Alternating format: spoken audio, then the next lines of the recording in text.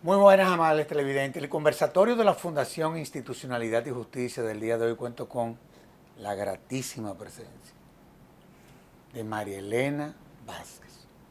María Elena, en nombre de la Fundación, te agradezco que hayas correspondido a la invitación a este conversatorio de la Fundación Institucionalidad y Justicia. Así que para mí es un lujo hacer este programa contigo. No te rías.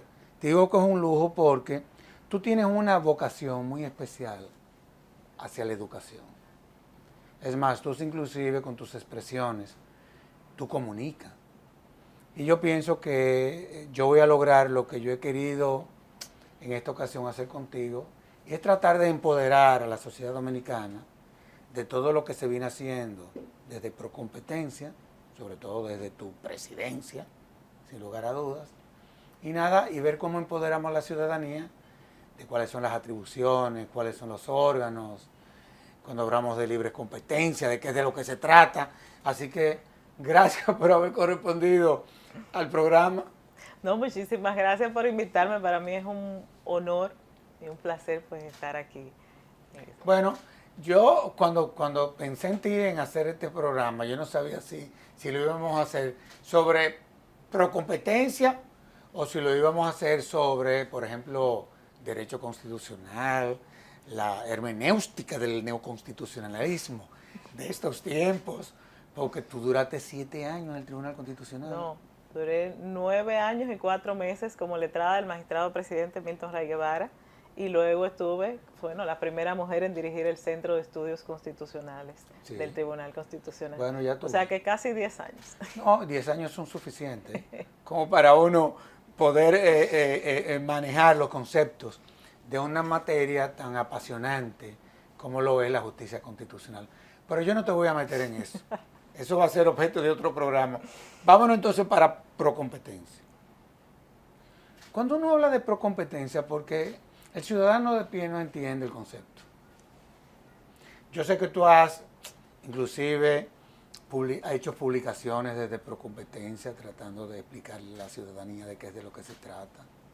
Se publicó el primer anuario, una cosa espectacular. Alrededor de 20 especialistas en la materia escribiendo sobre diversos temas que tienen que ver con la competencia. En fin, ¿de qué es lo que se trata cuando hablamos de la competencia y de procompetencia? Bueno, Procompetencia es el órgano del Estado que tiene la función de velar porque en la República Dominicana, lo voy a decir en términos llanos, todos los agentes económicos puedan competir en igualdad de condiciones para garantizar que la eficiencia económica y el bienestar de los consumidores y usuarios. Lo digo, traté de decirlo en los términos más llanos posibles, para que la ciudadanía comprenda, porque justamente ese es uno de los grandes desafíos que tenemos como institución, que la ciudadanía conozca qué es Procompetencia, Claro. qué hace Procompetencia, pero sobre todo, cómo me beneficia a mí como ciudadano el hecho de que exista una institución como Procompetencia y que Procompetencia cumpla con su rol. Entonces es uno de los grandes desafíos en los cuales hemos estado trabajando desde que asumimos la gestión al frente de Procompetencia, en crear lo que yo he denominado una cultura de libre y leal competencia, donde todos los ciudadanos sepan qué es la competencia, por qué es importante que en la República Dominicana exista esa libre competencia, que no es más que todos los consumidores y los que producen, compran y venden en el mercado tengan la libertad de comprar y vender sin que existan obstáculos injustificados para poder ir al mercado a comprar, vender o adquirir esos bienes y servicios que requieran. Ahora, evidentemente de que a mí me gustaría en esta ocasión que tú me definas conceptualmente, pero no solamente desde el punto de vista dogmático, sino pragmático, que es la libre competencia. La libre competencia es justamente eso, el escenario en el que todos los consumidores o los oferentes, productores, pueden ir al mercado, pueden ofrecer sus productos y servicios al mercado en igualdad de condiciones, sin que existan barreras injustificadas que le impidan desarrollar su negocio, emprender. ¿Cómo, por ejemplo, o con qué mecanismo, digámoslo así, cuenta la ciudadanía como para poder iniciar un proceso o hacer una denuncia, si se quiere, en Procompetencia?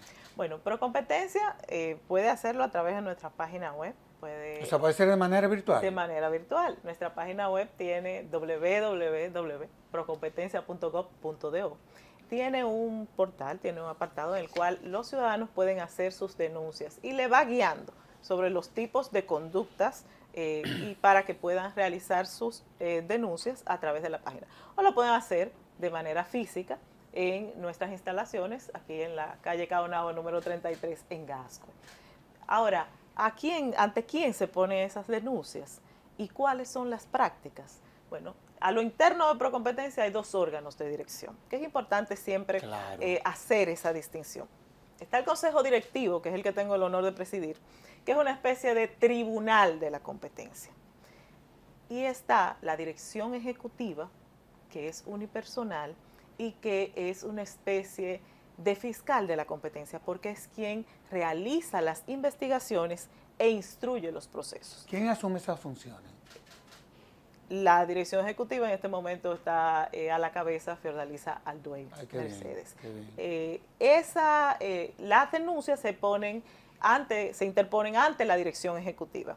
El consejo directivo no se entera hasta que la dirección ejecutiva ha realizado las investigaciones y tiene suficientes méritos como para, ha instruido el proceso y dice, bueno, pues definitivamente esto tiene méritos y entonces lo somete para admisión a trámite al consejo directivo. Entonces el consejo directivo, si considera que efectivamente tiene méritos, lo admite a trámite o no. Y comienza todo un proceso como si fuese, obviamente, sede administrativa, pero se realizan audiencias, cuantas audiencias sean necesarias, luego audiencia de prueba, audiencia de fondo, y luego cuando ya se concluye que queda la situación en estado de fallo, pues el consejo directivo debe emitir su decisión, una resolución que puede ser recurrida ante el Tribunal Contencioso Administrativo. No, claro. Ahora, tú sabes que toda institución diseña una serie de políticas. Por ejemplo, yo aquí en la Fundación vivo diseñando políticas aun cuando sea un think tank. Yo me imagino una institución como Procompetencia que tiene responsabilidades tan de alto nivel. ¿Quién traza la política de Procompetencia? El Consejo Directivo de Procompetencia. O sea, pero, y ahí voy. ¿No pudiese ese Consejo Directivo convertirse en juez y parte? No. No, porque las políticas son... Yo te hago la pregunta porque eso es lo que mucha gente cree y piensa. Y una de las críticas que se le hace a Procompetencia. No, porque el Consejo Directivo es el máximo órgano de dirección. Claro. Y obviamente es quien define las políticas internas de la institución. No obstante, somos muy cuidadosos de velar por ese doble grado, porque no tener ningún tipo de interferencia en el accionar de la dirección ejecutiva y de conocimiento de las cosas que maneja la dirección ejecutiva hasta tanto no somos apoderados. El Consejo, la verdad es que es una de las instituciones donde esa raya divisoria entre se respeta a cabalidad por ambos órganos e incluso por los propios colaboradores de Procompetencia. Déjame decirte una cosa. ¿Cuáles son sus funciones o sus facultades, por ejemplo? Bueno, Procompetencia tiene múltiples funciones. Primero está, obviamente, podemos dividirla en promover y defender la libre competencia, porque cuando hablamos de crear una cultura de libre y leal competencia, no es porque está en mi imaginario y yo quiero salir a hablar de competencia, sino porque es un mandato de la ley 42-08. Pero además está defender la competencia, y cuando se habla de defensa de la competencia es sancionar las prácticas anticompetitivas. ¿Cuáles son las prácticas anticompetitivas que prevé la normativa? El abuso de posición dominante, las prácticas concertadas. Dentro de estas prácticas concertadas está la colusión en las compras y contrataciones públicas y la competencia desleal. Pero en adición a esto, dentro de la función de abogacía de la competencia, que son unos informes de recomendaciones que emite el Consejo Directivo de Procompetencia cuando en el Congreso Nacional, por ejemplo, hay iniciativas de ley para que en las normativas no se generen barreras injustificadas que afecten la libre competencia. Igual con los órganos reguladores. Cuando el artículo 20 de la ley 42-08 establece que los sectores regulados, cuando están en proceso de aprobar un reglamento, resolución o cualquier normativa que pudiera afectar la libre competencia, debe remitir a Procompetencia para que Procompetencia emita un informe de abogacía en el cual estudie esa normativa desde la perspectiva de la competencia y realice sus observaciones y recomendaciones. También tenemos cierta intervención también en el tema de las ayudas estatales. Pero espérate, vamos por partes. Porque acuérdate que quedamos desde un principio que este programa, nosotros, tanto tú como yo, queremos que se convierta en una herramienta educativa. Posición dominante. Cuando tú hablas de posición dominante, ¿a qué tú te refieres?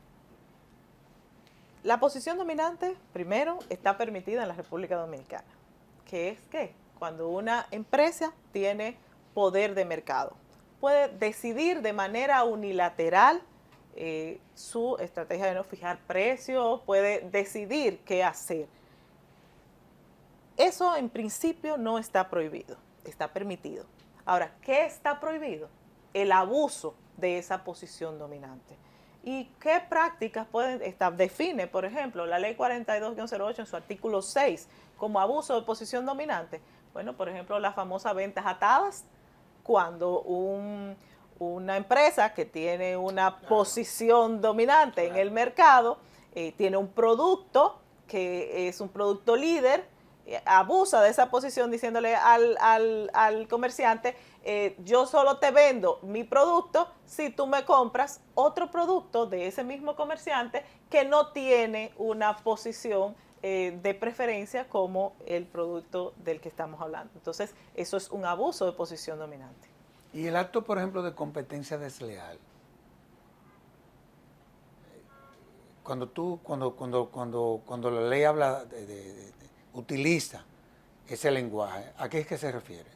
Es cuando se usan maniobras, mala fe comercial para lograr cierta ventaja.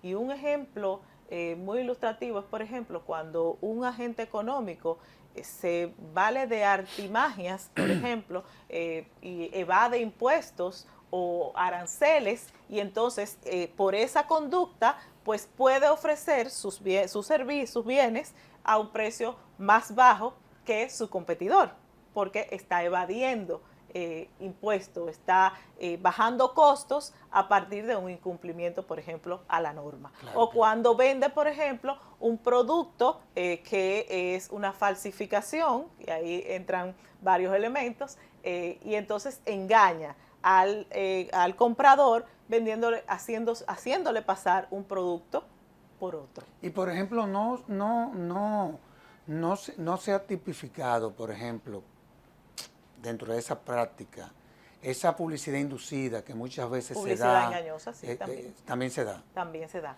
Ahora, nosotros, el Consejo Directivo, hemos hecho una distinción, y perdón que yo te hago la pregunta porque con eso también hay que ser muy delicado y tener mucha prudencia. Justamente. El tema de la veracidad, el tema de que la información sea veraz, la información al consumidor sea veraz, es determinante, digo yo, en el tema de la competencia desleal.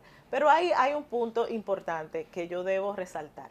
El Consejo Directivo de Procompetencia emitió una resolución, la resolución 00922, en la cual estableció los criterios para que las denuncias o acciones de competencia desleal sean admitidas a trámites. Y es que el criterio es que haya una afectación al interés público económico.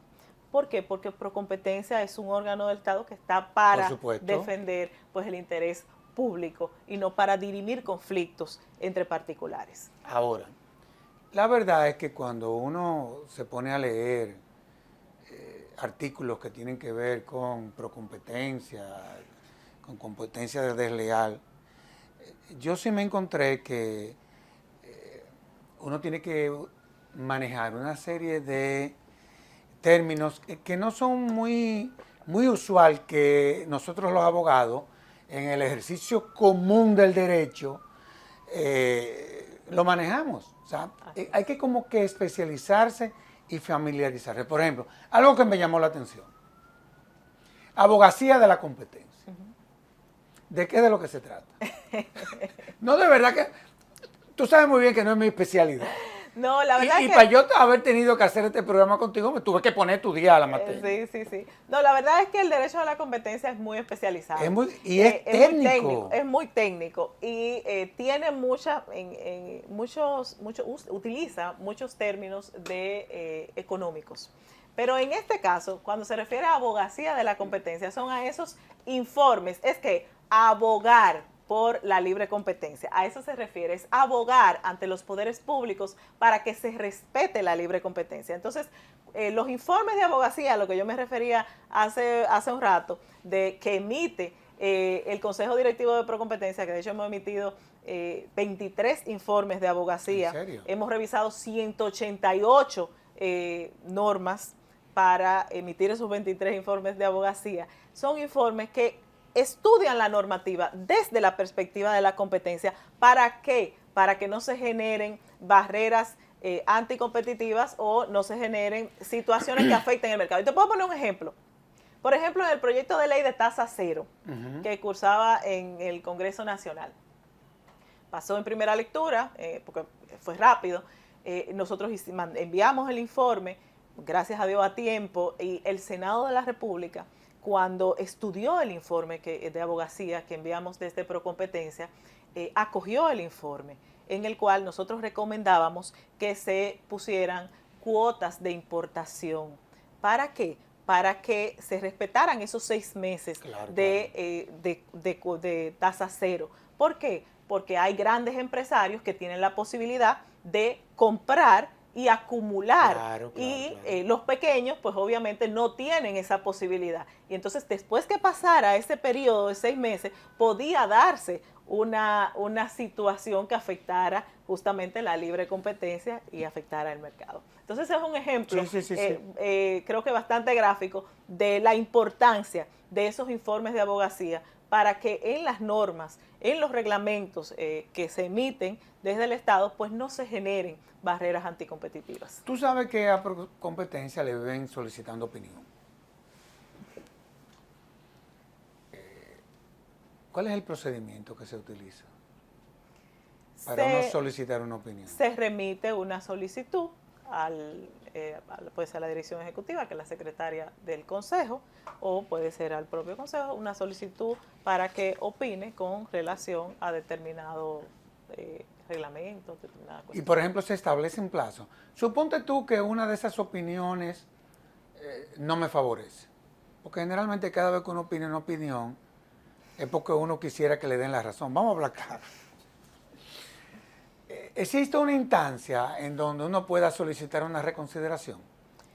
Al mismo Consejo Directivo. Al mismo Consejo Directivo. Se le puede solicitar. ¿Se te han presentado casos que vayan en esa dirección? Ha habido casos, estuvo un caso en el que, pero este fue en el marco sancionatorio, en el que se sancionó a un agente económico por entrega de información falsa a la dirección ejecutiva y recurrió en reconsideración la decisión del Consejo. Esa decisión pues fue ratificada por el Consejo Directivo. Recurrieron ante el Tribunal Contencioso Administrativo, que ratificó la decisión del Consejo Directivo. Ahora, la verdad es que es muy técnico esto, de verdad. Y por eso es que yo veo que son muy pocos los abogados que se han especializado en esta materia. También quizás porque es ahora, te lo digo con toda sinceridad, en donde veo que tú como presidenta del Consejo Directivo has salido a explicar de qué es de lo que se trata todo esto. Pero, por ejemplo, las conductas prohibidas.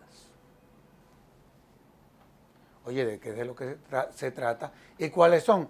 Te lo pregunto para uno, ¿tú entiendes? Tratar de no tener que llegar a procompetencia y como empresario, comerciante o como lo que tú quisieras ser, a ti no te tengan que estar sometiendo o iniciando un proceso, en fin.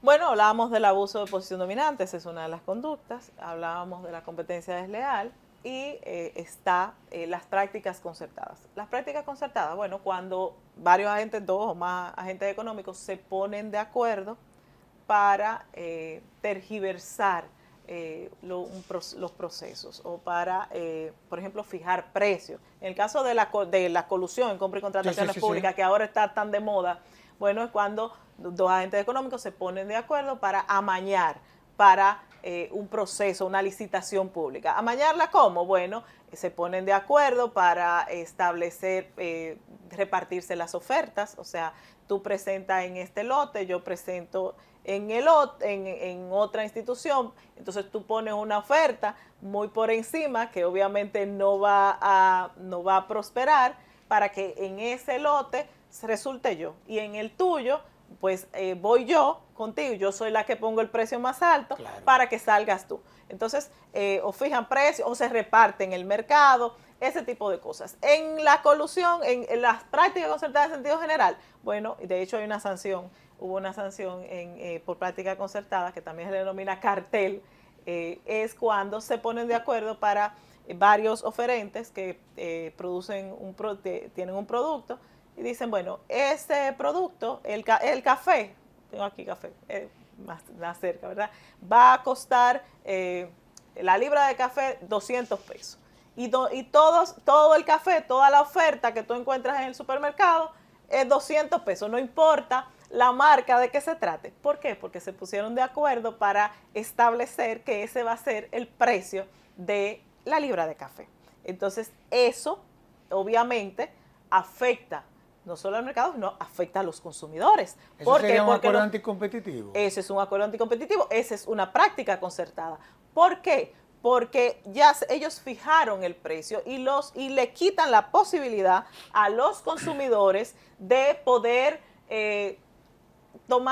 elegir otro tipo de producto, pero al mismo tiempo también cuando se hace eso, los mismos que producen no se esfuerzan por producir más, por innovar, por mejorar la oferta, porque ya tienen un precio fijado. Entonces, eso afecta en sentido general la economía nacional y sobre todo afecta a los bolsillos de los consumidores. Por eso la importancia de Procompetencia, porque cuando hay un mercado competitivo, los consumidores reciben mayor variedad de productos.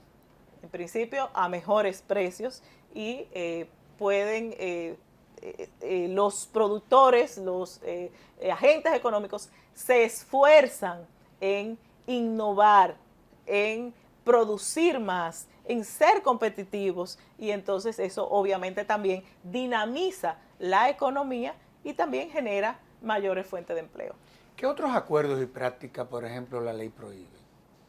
En principio prohíbe el abuso de posición dominante, las prácticas concertadas, dentro de esta la colusión y la competencia desleal. Nosotros, que son las que se denominan en sentido general prácticas horizontales. Nuestra normativa fue ahora, recientemente, nosotros el año pasado logramos que la OCDE, con el financiamiento del Banco Interamericano de Desarrollo, escogiera a la República Dominicana para realizar un peer review o examen interpares. Qué bien. Y eso es sumamente importante. Qué bien. ¿Por qué? Vinieron, es una evaluación a las normativas, a todas las normativas bien, y a todas las políticas de competencia. Y en marzo, abril estuvieron aquí los consultores de OCDE y del Banco Interamericano de Desarrollo, tuvieron entrevistas con todos los actores relevantes sobre este tema. Y en septiembre de este año, a final de septiembre, nosotros fuimos a Quito, Ecuador, a defender ante nuestros pares ese informe que emitieron los consultores, o sea, a defendernos sobre esa base de ese informe. Nos evaluaron Chile, Costa Rica y México. La verdad es que nos felicitaron, salimos muy bien parados por el esfuerzo que efectivamente estamos haciendo, pero quedó evidenciado que es necesario una modificación a nuestra normativa. ¿Por qué? Porque nuestra normativa, el derecho a la competencia ha evolucionado mucho en los últimos años y nuestra norma data del 2008. Entonces hay una serie de conductas, como las conductas verticales, que son las que se dan, las prácticas que se dan entre eslabones de una misma cadena, por ejemplo, distribuidor, productor, y ese tipo de prácticas que no están contempladas en nuestra norma. Igual también los precios predatorios, que son cuando se ponen precios por debajo del costo de producción para sacar un oferente del mercado. Tampoco está en nuestra normativa. Entonces hay una serie de temas que deben ser incorporados, pero también tenemos, por ejemplo, dentro de esos temas que surgieron, así que puedo hacer mención, es el tema del plazo de prescripción de esas conductas anticompetitivas que establece la normativa, que es muy breve. Estamos hablando de que es de 1 año a partir del cese de la conducta. No. Y cuando tú analizas la ley 107.13, la ley 107.13 te hace te distingue las faltas. Las faltas muy graves te da 5 años, las faltas graves 3 años y las leves 1 año. Entonces, definitivamente, las prácticas anticompetitivas que afectan el mercado y que afectan a la ciudadanía en su conjunto, no es una falta leve. Entonces, ese es uno de los temas que obviamente se debe reformar. Igual el plazo de caducidad. La directora ejecutiva solo tiene 12 meses para realizar las investigaciones en un mercado, en temas que son tan complejos y que requieren obviamente de mayor un plazo más amplio para poder realizar esas indagaciones. Déjame hacerte una pregunta. ¿Cuáles son los casos más comunes que le llegan a Procompetencia? La mayoría de las denuncias son por competencia desleal. Pero, ojo, las sanciones que se han emitido, lo que ya ha terminado con sanción, han sido por investigaciones de oficio. Porque la dirección ejecutiva puede actuar a petición de parte o de oficio. Y se ha condenado por abuso de posición dominante, por práctica concertada y por entrega de información falsa a la dirección ejecutiva. Se han dado decisiones importantes en materia de competencia desleal, como la que te hacía referencia hace un rato, pero no ha habido sanción.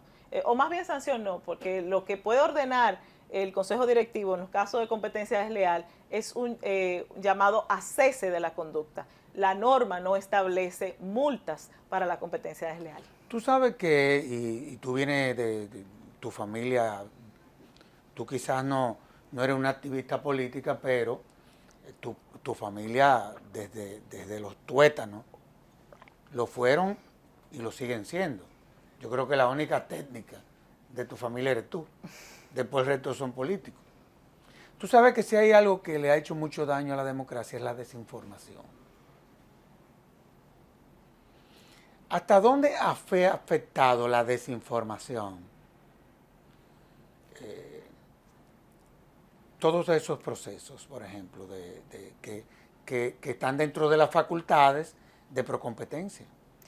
Bueno, ha afectado el accionar mismo de la institución. Porque es así, ¿verdad? Claro que sí, porque es que el desconocimiento de la población... ¿Y no será que no hay cultura? Justamente, por eso estamos trabajando en la creación de una cultura de libre, leal competencia y por eso estamos también haciendo encuentros en las universidades. Nos hemos acercado a la academia, hemos suscrito acuerdos con varias universidades. Bueno, hubo uno que tuvo un impacto grande en esta semana, muy bueno. La semana pasada desarrollamos la Semana de la Competencia. Claro, muy buena. Pero, Servio Tulio, nosotros tenemos un grave problema con relación a la información y a la educación. Es que, por ejemplo, aquí en las universidades, y tú hacías alusión hace un rato, no se enseña derecho de la competencia. Pero creo que ya que se comienza... Apenas una universidad lo tiene como asignatura obligatoria. Sí. Y 2 la tienen como asignatura optativa. Nosotros hemos suscrito acuerdos con varias universidades y ya hemos de forma bilateral logrado que en esta revisión quinquenal de los pensum de las universidades se incorpore el derecho de la competencia. Pero ese es un gran reto. ¿Por qué? Porque incluso para nosotros contratar desde la institución se dificulta conseguir personal con que ya tenga formación en esta materia. El que tiene formación en esta materia es porque se ha formado fuera. Sí, Y por sí, eso sí. nosotros estamos, de hecho, con la UAS, pretendemos el próximo año, iniciar un diplomado en Derecho de la Competencia que aspiramos que luego evolucione a una maestría en temas de competencia, porque tenemos que formar en temas de competencia. Eso es esencial para efectivamente poder lograr una cultura de libre y leal competencia, y la educación es la base de todo. La educación no solo de los abogados, de los economistas y de la sociedad en su conjunto, que sepa, que pueda denunciar, que pueda identificar, mira, eso es competencia desleal, yo voy para procompetencia, no, pero mira, aquí fijaron el precio de ese producto, todos los productos, yo voy a procompetencia. Y el agente económico, sobre todo las MIPYMES, por ejemplo, supuesto. que son las más vulnerables, las más expuestas, pues que sepan cuáles son las conductas y cómo denunciar ante Procompetencia, y nosotros estamos ahí justamente para servir. No, y llama la atención, por ejemplo, que un país en donde el crecimiento económico ha sido tan relevante durante décadas, el comercio tiene un dinamismo que va más allá que el de cualquier otro país del área, esta disciplina no se haya desarrollado más de lo que se ha desarrollado a día de hoy. Y gracias a Dios que estás tú ahí, que tienes esa visión educativa, y que vuelvo y reitero, y por eso comencé diciéndolo en el programa, lo que estás tratando y te has propuesto es de empoderar a la ciudadanía de qué es de lo que se trata todo esto. De todos modos, vamos a hacer una pausa y de inmediato yo vuelvo con la presidenta del Consejo Directivo de Competencia.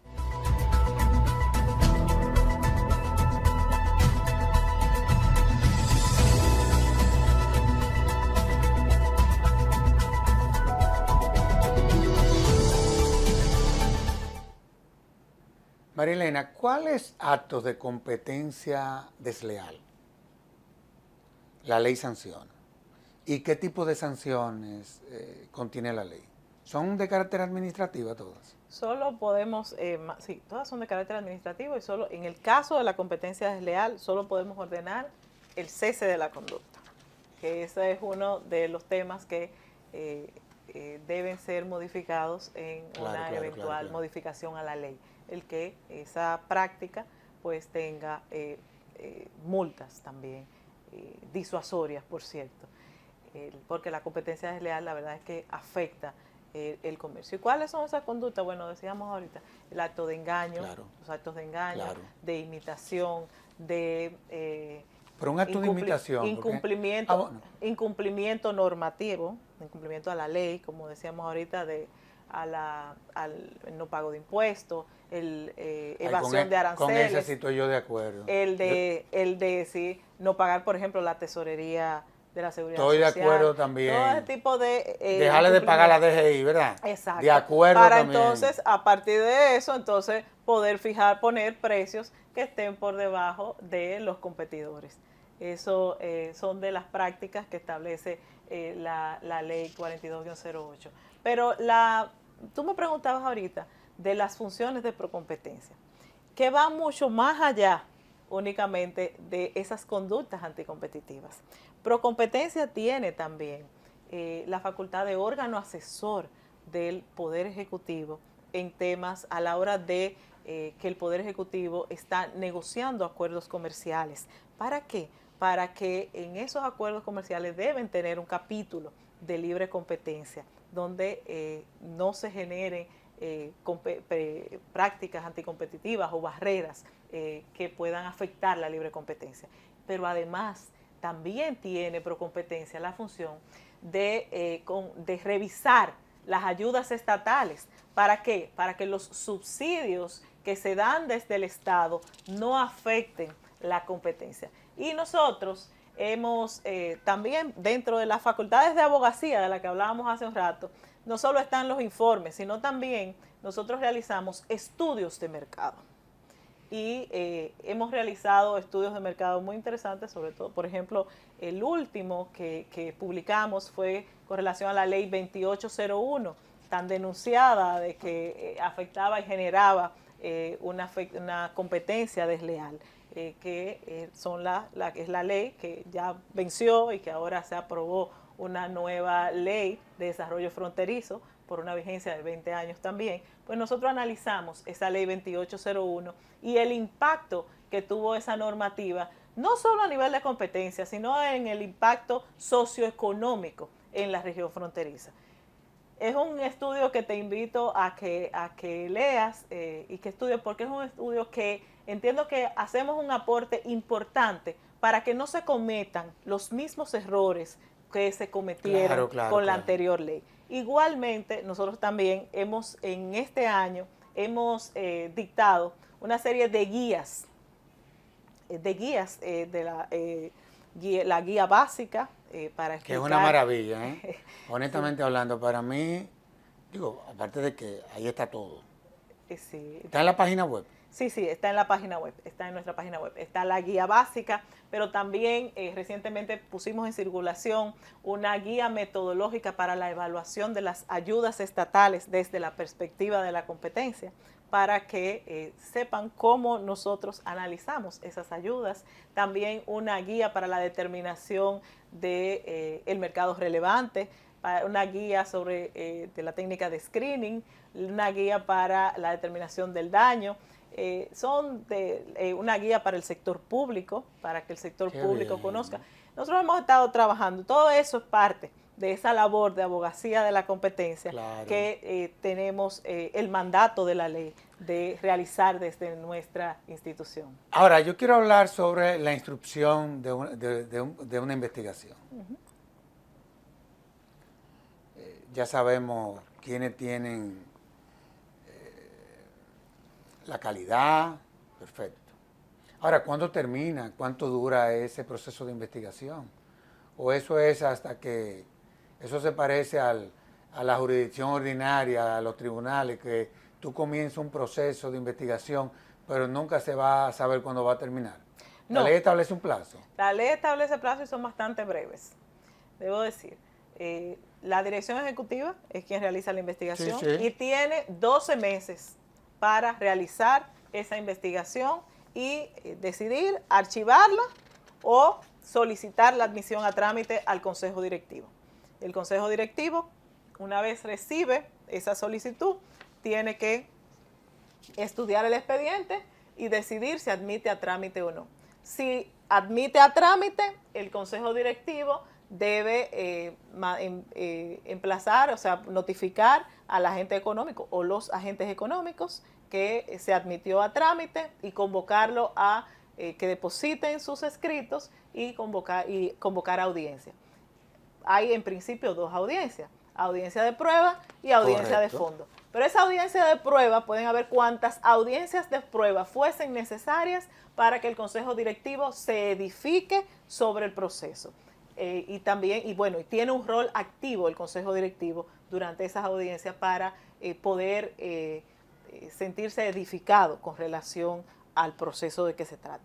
Una vez terminan las audiencias de prueba, entonces se conoce la audiencia de fondo y entonces el caso queda en estado de fallo.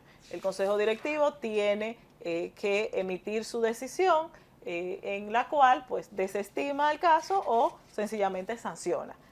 Las sanciones, que me imagino que será la próxima pregunta, van de 30 salarios mínimos a 3.000 salarios mínimos del sector a que corresponda. ¿Qué es eso? Bueno, si es una MIPYME, tiene un salario mínimo, como tú bien sabes. Si es una mediana empresa, el salario mínimo es distinto, y si es una empresa grande, pues es mucho mayor. Entonces, si son 3.000 salarios mínimos, 3.000 salarios mínimos de una empresa grande. Entonces, dependiendo de cuál sea el salario mínimo, cómo esté el salario mínimo en ese momento. ¿Todas las resoluciones tienen la misma naturaleza?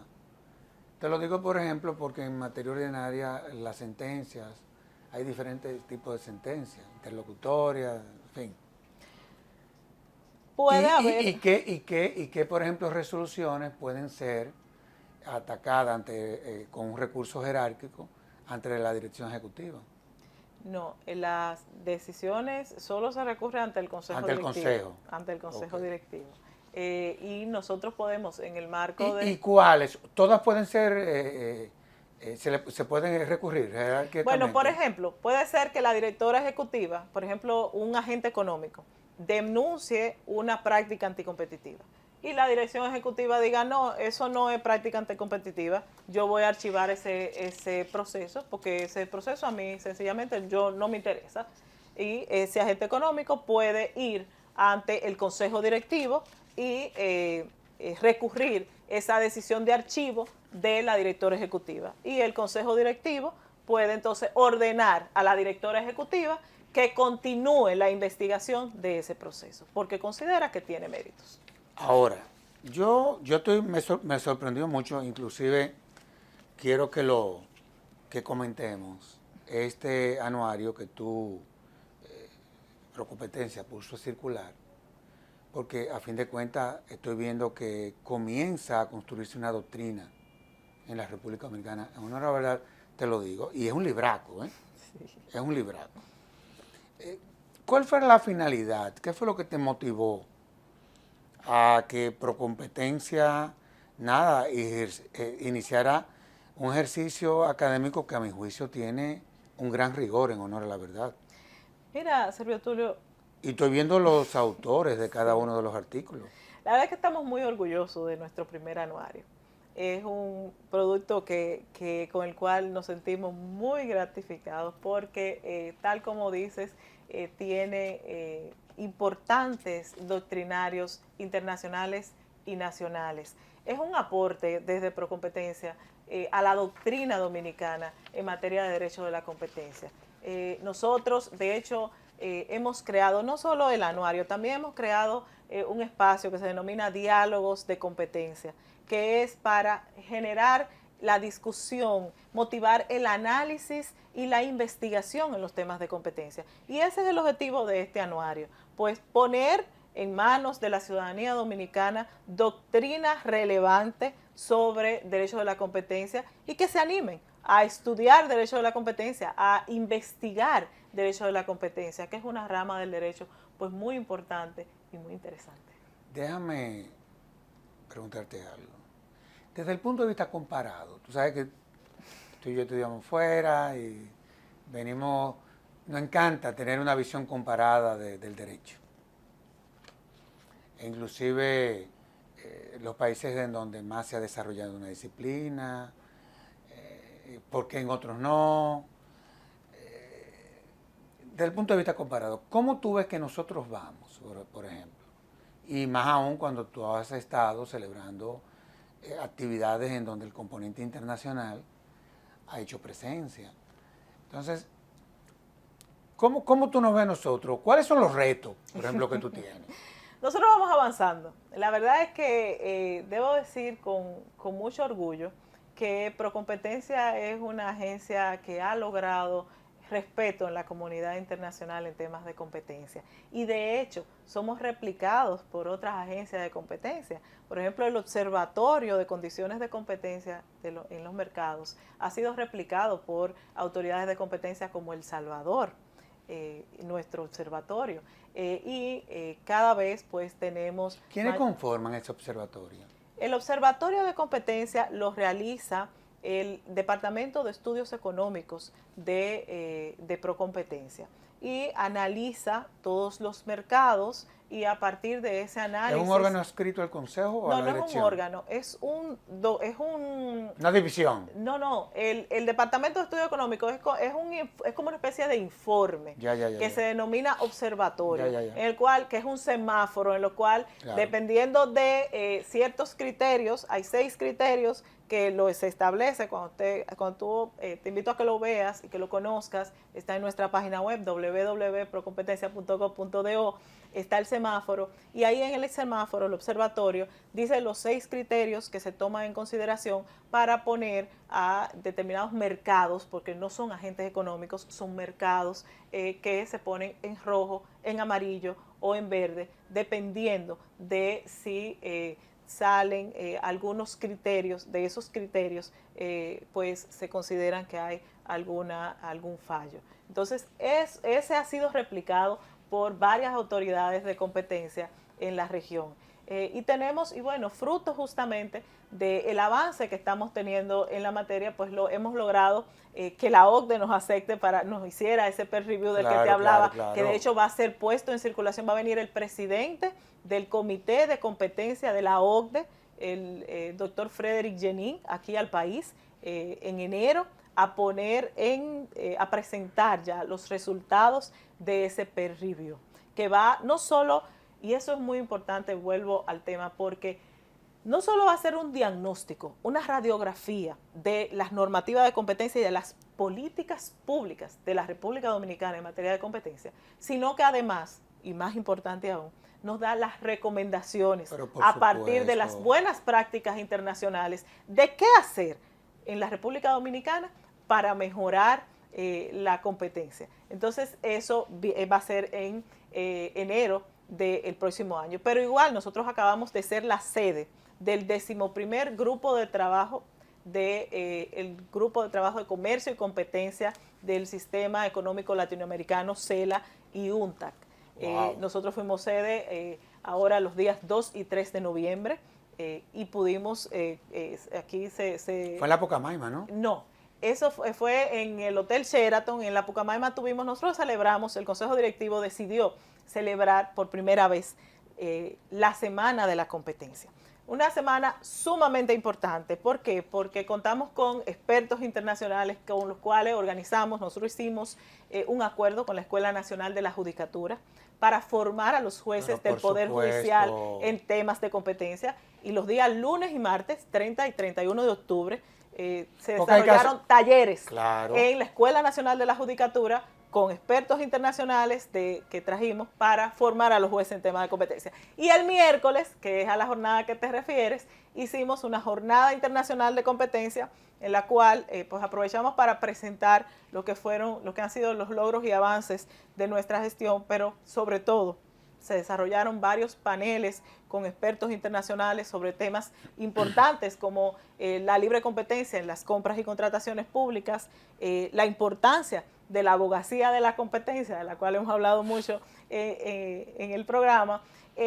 También pusimos en circulación el primer anuario de la competencia y además, para cerrar con broche de oro, pues entregamos la premiación del primer concurso de estudiantes universitarios escribiendo por la competencia. Qué bien. Que fue un concurso que la verdad con el que nos sentimos sumamente contentos porque logramos, escucha bien, que 197 estudiantes de todo el territorio nacional se inscribieran para escribir por la competencia. De esos 197 estudiantes, 58 envió ensayos que fueron evaluados por un jurado de expertos y ese día entregamos los premios de esa primera edición del concurso Escribiendo por la Competencia. A mí lo que me ha motivado a hacer este programa contigo es precisamente todo lo que se viene haciendo desde Procompetencia, esa es la verdad. O sea, no solamente se viene sembrando, sino que se comienza a cosechar, Porque tú poner a 100 y tantos estudiantes a escribir unos 50 y tantos ensayos, evidentemente de que eso no solamente es motivo de satisfacción, sino de un gran orgullo. Y yo quiero felicitarte sobre todo porque me gusta esa visión que tú tienes de que tú estás abierta a que tú seas permanentemente evaluada. La gente cree que como que las evaluaciones se las hacen a uno para quemarlos. Y es precisamente para todo lo contrario. Es para ver lo que anda bien y corregir lo que pueda estar mejor. De eso es de lo que se trata. Y me gustó que hablara de diagnóstico, porque la única forma de tú diseñar políticas públicas es a través de los diagnósticos. Y eso es lo que está pasando en Procompetencia. Es increíble, el tiempo se agotó. Tenemos 1 hora hablando, sin parar, ¿eh? De todos modos, yo quiero que tú hagas el compromiso para que el próximo programa que hagamos, lo hagamos sobre esta joya. De acuerdo. Y nosotros podamos comentar, digámoslo así, tanto tú como yo, te prometo que lo leeré y me lo aprenderé y cualquier duda te la preguntaré. Es para que comentemos esto un tanto como para seguir teniendo en el tapete, ¿no? Sí, sí, sí. El tema y seguir empoderando a los televidentes de la relevancia e importancia de una rama, de una materia como esta. ¿Trato hecho? Trato hecho, muchísimas gracias. Y a ustedes, amables televidentes, les decimos hasta la próxima, en donde estaremos en un nuevo conversatorio de la Fundación Institucionalidad y Justicia. Hasta entonces.